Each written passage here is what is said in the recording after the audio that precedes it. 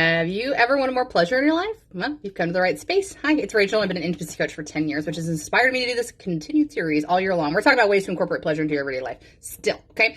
But today, this month, we're doing a really great series, in my opinion, which is Stuff Your Woman Wants Me to Tell You, okay? Now, what I really appreciate about this series is that you're listening with open hearts and open minds, because this is not about criticism. This is because in 10 years of intimacy coaching, I have found typically two camps of women exist. There is a camp over here who say, I've been telling my partner what I need and want, and they aren't giving it to me, versus the side over here, which is majority of women who have been told that because we've always seen the way men and women interact with one another, men should already know what women like, and they're going to act and give you those needs, okay? Anyways, so we are smack dab in the middle of a mini series within this series, because we're talking about the menstrual cycle, and this is the third video regarding that. And I just think it's so important that we understand the menstrual cycle. It's how we freaking get here. It's how we go halfway back to where we came from, make a deal with the universe that says people with vulvas and uteruses could give life to something, and they fucking do it. That's amazing. We should just understand it a little bit better, fully accept it, and support it. So week 3 is what we call your ovulatory phase. So if you haven't watched the other videos, I highly recommend it. Week 1 is your menstrual cycle. It's the first day that you bleed, and on average for your partner, it's going to be anywhere between 3 to 7 days.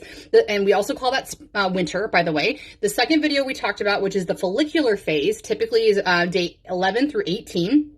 We refer to that as spring. It's the pre-work. We start laying down the foundation for good work and things like that, but we don't massively act. Now we're in video number 3, which is talking about the ovulatory phase. Now you better watch it, okay? Because this is going to be typically, I think I said earlier, spring was the wrong day.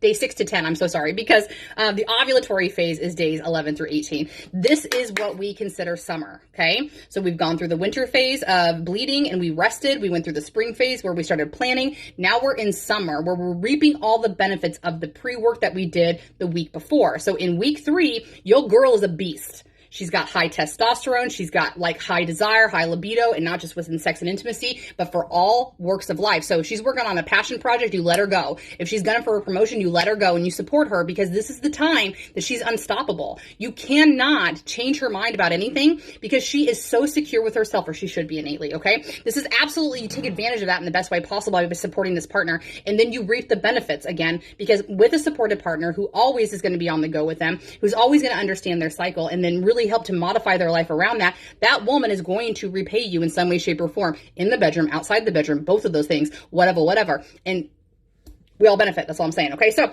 that is week 3, ovulatory. She is just a little firecracker, and you support that. Okay. Well, we're almost at 3-minute mark, so I got to go. So tune in tomorrow. We'll be wrapping up the menstrual cycle series, so you can understand how to best support her in her, what would it be? Fall phase, right? I appreciate you. Thanks for being here. Have a great day. I'll see you tomorrow. Bye.